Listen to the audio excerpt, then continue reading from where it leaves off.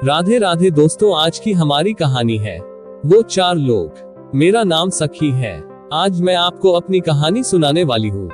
मेरे पति राजेश ने अपनी जिंदगी में बहुत मेहनत की। वो ज्यादा पढ़े लिखे नहीं थे, इसलिए हमेशा से मेहनत और मजदूरी का काम ही उन्हें मिला और घर चलाने के लिए उन्होंने यही किया।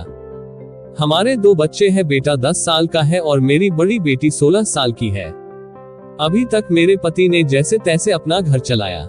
इस उम्र में भी आज भी हम वही है। अगर काम नहीं करेंगे तो खाने को नहीं मिलेगा और नहीं घर चल पाएगा।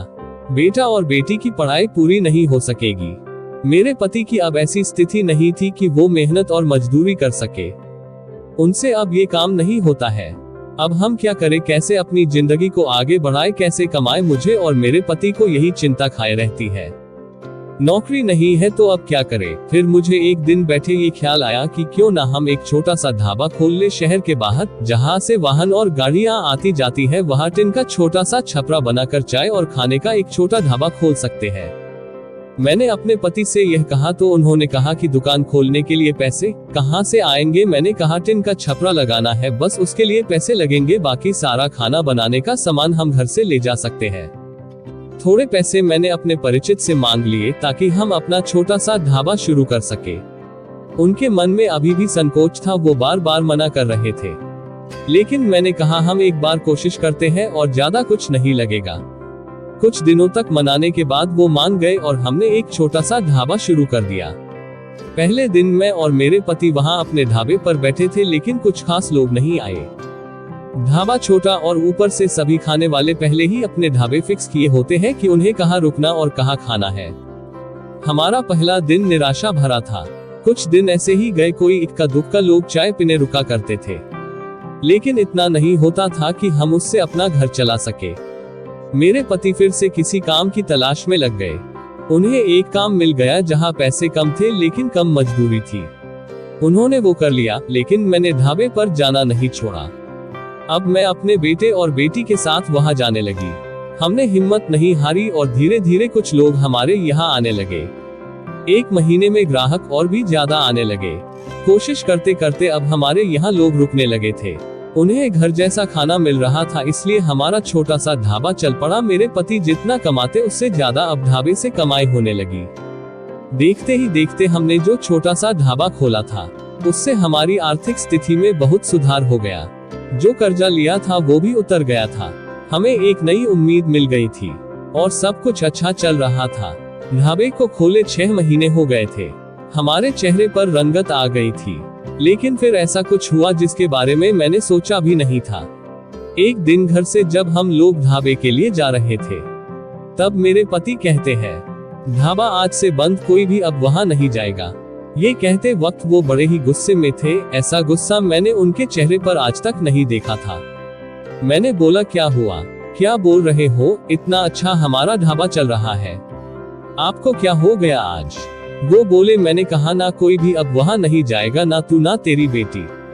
मैंने बोला, आप शांत हो जाए, आपकी तबीयत ठीक नहीं है, आप आराम करें, हम लोग इस बारे में बात करते हैं।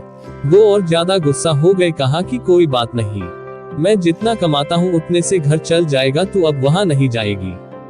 मेरे पति का ऐसा रूप मैंने पहले नहीं देखा था।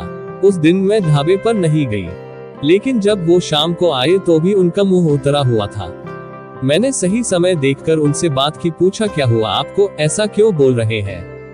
वो बोले कि मेरा मुंह मत खुलवा, मैं सब जानता हूँ कि तू क्या कर रही है। मैं तेरे साथ इतने दिनों तक वहां रहा, तब वहां कोई नहीं आता था और मेरे जाते ही ढाबा चलने लगा। आखिर ऐसा भी क्या हो गया। मेरे तो होश ही उड़ गए कि वो क्या बोलना चाहते थे। मैं समझ गई। ऐसी बात वो भी शादी के इतने दिनों बाद उनके मुंह से सुनकर मुझे यकीन ही नहीं हो रहा था कि यह मेरे पति है। मैं एकदम खामोश हो गई। रात को मेरे आंसू नहीं रुक रहे थे। मेरे मुंह पर अब ढाबे का नाम भी नहीं आ रहा था। इस तरह की बातें सुनने के बाद मेरा अब कुछ करने का मन ही नहीं कर रहा था। उस दिन से मैं खामोश हो गई। अब कुछ करने को और कहने को बचा भी नहीं था। मैंने सोचा था कि उनको कोई सफाई नहीं दूंगी, वो अपना काम करते रहे, लेकिन उनकी कमाई कम थी, उससे अच्छे से गुजारा नहीं हो पाता था। कुछ ही दिनों में जो पैसा जमा किया था वो खत्म हो गया। करीब 3 महीने बाद ही उनकी तबीयत खराब हो गई और वो बिस्तर पर आ गए। काम नहीं कर पा रहे थे। मैं जैसे तैसे उन्हें संभाल रही थी। घर में जब पैसा खत्म होने लगा तो कर्जा लेने की नौबत फिर से आ गई।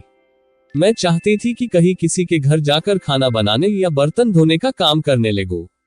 लेकिन उनकी तबीयत खराब थी और मैं नहीं चाहती थी मेरी किसी भी बात के कारण वो फिर उसी तरह की बातें करे। एक दिन वो बिस्तर पर थे, मैं उनके लिए खाना बना रही थी। तब उन्होंने मुझे बुलाया और बोले, मैं जानता हूँ उस दिन की बात तुम्हें बहुत परेशान कर रही है और तुम्हें लग भी रहा होगा कि मैं तुम्हें ये कैसे बोल सकता हूँ। लेकिन वो शब्द और बातें मेरी नहीं थी, मेरे कानों में ऐसी बात आई थी। अपनी रिश्तेदारी और 4 लोगों के जरिए ऐसी बात उड़ रही थी कि मैंने अपनी बीवी और बेटी को अकेले वहां छोड़ दिया है, इसलिए उन्हें देख लोग रुकते हैं, जिससे तभी इतनी कमाई हो रही है। इस तरह की बातें मैं बर्दाश्त नहीं कर सकता था। 2 रोटी कम खा लेंगे लेकिन ये सब नहीं सुनेंगे। हमारी समाज और यहाँ के लोग, खासकर आपके परिचित और रिश्तेदार, आपको आगे बढ़ता देख बहुत कुछ कहने लगते हैं, लेकिन लोग इस हद तक गिर जाते हैं। मुझे इसका पता नहीं था और मेरे पति भी उनकी बातों में आ जाएंगे। उस समय अगर मैं भी होती उनकी जगह तो शायद यही करती, मुझे भी उतना ही बुरा लगता, वही फैसला लेती जो उन्होंने लिया। मैंने उन्हें कहा कि कहाँ है वो शुभ चिंतक जो अब आपकी मदद करने नहीं आए। आप उनसे पूछ लीजिए हमारे घर में कुछ खाने को है या नहीं है। आपकी तबीयत खराब है, आप ही बताएं कौन आया अब हमारी मदद करने। दुनिया किसी को खुश नहीं देख सकती और अगर कोई मेहनत करके आगे बढ़ता है तो सारे प्रयास करके उसे पीछे धकेलने की कोशिश करते हैं, और आप उनकी बातों में आ गए। वो लोग सफल हो गए। सबको बस बात बनानी है। अब अगर हम भूख से मर जाएंगे तो भी उन्हें बातें मिल जाएगी। वो लोग कुछ समय तक बोलते, अगर हमें कोई फर्क नहीं पड़ता तो वो थक कर हार मान लेते। वो पीठ पीछे ही इस तरह की बकवास कर सकते हैं, सामने आने की तो उनमें हिम्मत भी नहीं है। उस दिन मेरे पति की आंखें खुल गई। उन्होंने कहा कि तुम सच बोल रही हो, मैं ही पागल था।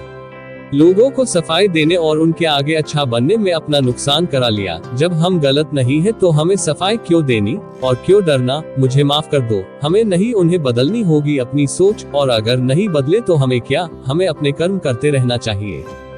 क्या अब हम फिर से कुछ कर सकते हैं? मैंने कहा हाँ, अभी भी देर नहीं हुई है, हम अब भी कर सकते हैं। मेरे पति बोले, मैं भी अब तुम्हारा साथ दूंगा अगर तुम चाहो तो। मैंने हाँ कहा और फिर एक बार कोशिश की। थोड़ी मुश्किल हुई लेकिन धीरे धीरे गाड़ी फिर पटरी पर आने लगी। ऐसी वीडियो देखने के लिए चैनल को सब्सक्राइब करें, वीडियो लाइक शेयर कमेंट करें। धन्यवाद।